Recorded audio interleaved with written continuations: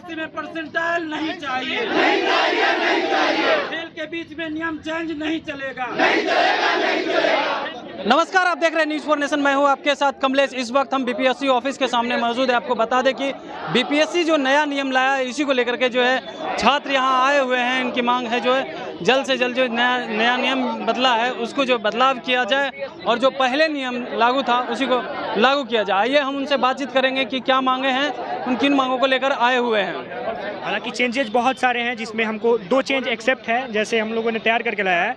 जैसे कि अब प्री के बाद you can change your optional, ये अप्रिसिएबल है, इसको हम लोग एक्सेप्ट करते हैं। दूसरा है कि जो भी आंसर सीट है, जैसे प्री का आंसर सीट है और मेंस का आंसर सीट है, उसको अपडेट किया जाएगा साइट पे, ये भी अप्रिसिएबल है, हमको एक्सेप्ट है। लेकिन ये जो परसेंटाइल का मेथड है और एग्ज़ाम को 2 शिफ्ट में लेना है, वी डोंट एक्सेप्ट इट। ठीक है, एग्ज़ाम सिर्फ और सिर्फ 1 शिफ्ट में होना चाहिए, हमें सिर्फ ये मांग है। दूसरी बात ये है कि एग्ज़ाम फेयर मीन्स में होना चाहिए। ठीक है, 8 मई को जो एग्ज़ाम हुआ था, जो कैंसिल हो गया था, उसको रिफॉर्म करना है, ना कि नया रिफॉर्म लाना है। उसके बाद वाला जो इशू है वो है कि आप यूपीएससी के बीच में, यूपीएससी की जो डेट आ चुकी है उसके बीच में ही एग्ज़ाम रख दिए हैं। जो बच्चे जो यूपीएससी मेंस लिख रहे हैं उस बच्चों का क्या होगा? ठीक है ना। दूसरी बात यह है कि कैलेंडर आप 1 साल पहले इशू करें, इससे हमें बेनिफिट ये होगा और पूरे कमीशन को भी बेनिफिट ये होगा कि हमको डेट को चेंज नहीं करना पड़ेगा। हमारे अकॉर्डिंग बाकी ये स्टेट मतलब डिसाइड करेंगे डेट। हमें क्या होता है कि हम डेट को फ्लेक्सिबल रखते हैं, चेंज करना पड़ता है दूसरे स्टेट के अकॉर्डिंग। तो ये हमारी कुछ मांग है, जैसे कि एक साल का कैलेंडर पहले दिया जाए। दूसरी मांग, we don't accept percentile system, we accept cut off method. तीसरी मांग ये है कि एग्ज़ाम फेयर मीन्स में हो। बस हम लोग ये चाहते हैं, हम लोग बहुत ही नॉन वायलेंट तरीके से चाहते हैं। हम अपनी बात रखते हैं और उम्मीद करते हैं कि सर, हमारी चेयरमैन सर हमारी बात को एक्सेप्ट करेंगे। बस हम यही कहना चाहते हैं। Thank you. क्यों आए हुए हैं आप लोग? हम लोग यहाँ पे आए हैं जो जैसा कि हमारे भाई ने बताया कि हमारी जो डिमांड है, जैसे कि हम लोग परसेंटाइल मेथड चाहते हैं, परसेंटाइल मेथड नहीं चाहते हैं, कट ऑफ मेथड चाहते हैं। ठीक है, और जैसे कि एग्ज़ाम का जो डेट है बीपीएससी का, निकाला जाता है और बार बार बढ़ाया जाता है, स्टूडेंट को परेशानी में डाला जाता है। डेट निकाला जाता है, यूपीएससी का एग्ज़ाम बीच में होता है, जिसके कारण बीपीएससी को कैंसिल कर दिया जाता है। नए चेयरमैन साहब जब से आए हैं और उन्होंने बोले हैं कि उन्होंने कि 2 इसमें चेंज लाए हैं कि आप प्री के बाद में ऑप्शनल चेंज कर सकते हैं। इसका हम लोग स्वागतम करते हैं और इनके लिए उनका बहुत बहुत आभार व्यक्त करते हैं उनके लिए। जैसा कि हम लोग चाहते हैं, सिर्फ हम लोग का यही डिमांड है कि जो एग्ज़ाम जो हो बीपीएससी का निष्पक्ष तरीके से और अच्छे तरीके से हो। ठीक है, और जो हम लोग को चाहिए परसेंटाइल मेथड नहीं चाहिए, हम लोग को कट ऑफ मेथड जो है वही हम लोग को चाहिए। बस यही हम लोग का डिमांड है। हम लोग का मांग है कि जो एग्ज़ाम 2 दिन कराया जा रहा है वो 1 दिन में किया जाना चाहिए। क्योंकि मान लीजिए कि मैं एक इंडिविजुअल हूँ, तो मुझे पूरे सीट मेरे लिए ओपन रहेंगे ना। अगर 2 दिन आप करा रहे हो तो फिर मेरे लिए आधी सीटें ही बचती है, और ये प्रॉब्लम सारे स्टूडेंट को होंगे। फिर आरक्षण वाला मुद्दा है, और परसेंटाइल भी है, तो आप बता नहीं रहे हो कि परसेंटाइल किस बेसिस पे आप कर रहे हो। उन्हें बताना चाहिए ना क्लियर कट कि मैं इस प्रोसेस को अपना रहा हूँ। परसेंटाइल व्यवस्था अपने आप में बहुत अच्छी चीज़ है, लेकिन ये लोग हैं कि इम्प्लीमेंटेशन बता नहीं रहे कि किस आधार पर लागू कर रहे हैं। वो बोल रहे हैं कि गुप्त है, तो गुप्त तरीके से आप करोगे तो फिर तो हमारे लिए अनफेयर चीज़ें होंगी। अगर 2 दिन एग्ज़ाम होती है तो फिर क्या दिक्कत आती है, क्या होगा उससे? एक तो वही आरक्षण वाला मैंने बताया, और सीट आधी हो जाएंगी सबके लिए। फिर बहुत सारे स्टूडेंट बाहर रहते हैं। अभी बताइए कि टाइम भी इतना कम है, उन्होंने दे रखा है और क्लियर भी नहीं कर रहे हैं कि एग्ज़ाम उसी दिन होना है भी या नहीं।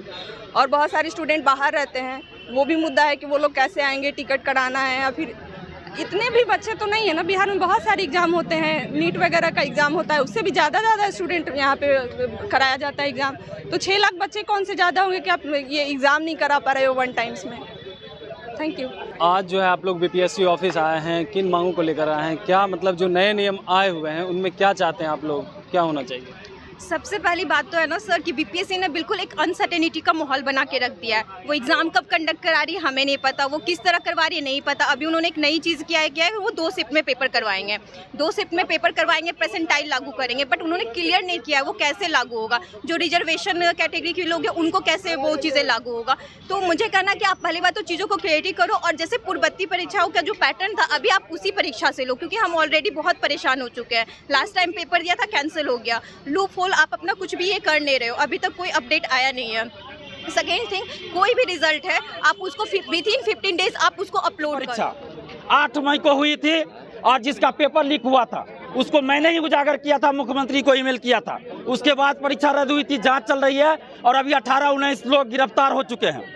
और पीटी परीक्षा दोबारा अगस्त अंतिम सप्ताह में होनी थी लेकिन नहीं हुई, और अब कहा जा रहा है कि 22 और 23 सितंबर को लेंगे और परसेंटाइल लागू करेंगे, जबकि 20 और 22 सितंबर को, जबकि नोटिफिकेशन में कहीं नहीं था।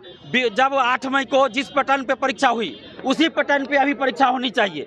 हम लोग का यही मांग है कि खेल के बीच में नियम चेंज नहीं होता।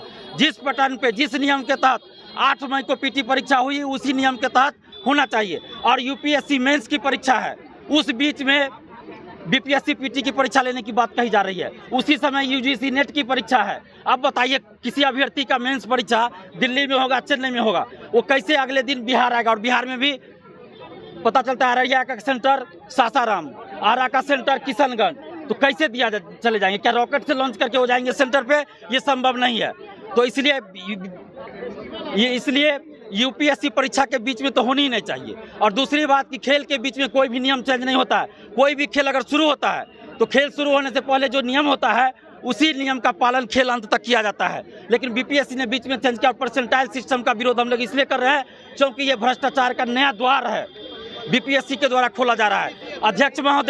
अध्यक्ष महोदय से हम लोग अपील करने आए हैं कि आप छात्रों के हित में ध्यान रखिए और किसी शिक्षा माफियाओं के कहने पे कोई काम मत कीजिए। बाकी जो सुधार इन्होंने किया उसका हम लोग स्वागत करते हैं। तो क्या अब क्या होगा अगर मिलेंगे और वो कहेंगे, जैसा कि एक छात्र आप ही के बीच से बोल रहे थे कि हम जब मिलने गए थे अध्यक्ष महोदय से तो बोले कि वहाँ से अभी की बात कीजिए, पहले क्या हुआ उसको छोड़ दीजिए, अभी की बात कीजिए। अभी अध्यक्ष महोदय से हम लोग मिलेंगे, अगर वो मिलना चाहेंगे तो, नहीं मिलेंगे तो हम लोग कैसे मिल सकते हैं? लेकिन हम लोग उनसे मिलने आए हैं और हमें उम्मीद है कि वो मिलेंगे, अपनी मांगों को रखेंगे, उनको सब बताएंगे कि क्या प्रॉब्लम हो रहा है 6 लाख अभ्यर्थियों को, और उसके बाद उनका क्या जवाब आता है उसके बाद हम लोग आगे की रणनीति तय करेंगे। नहीं चलेगा, नहीं चलेगा। बीपीएससी में परसेंटाइल नहीं चाहिए, नहीं चाहिए, नहीं चाहिए। खेल के बीच में नियम चेंज नहीं चलेगा, नहीं चलेगा, नहीं चलेगा। खेल के बीच में नियम चेंज नहीं चलेगा, नहीं चलेगा, नहीं चलेगा। बीपीएससी में परसेंटाइल नहीं चलेगा, नहीं चलेगा, नहीं चलेगा। बीपीएससी में परसेंटाइल नहीं चलेगा, नहीं चलेगा, नहीं चलेगा। बीपीएससी न्याय करो,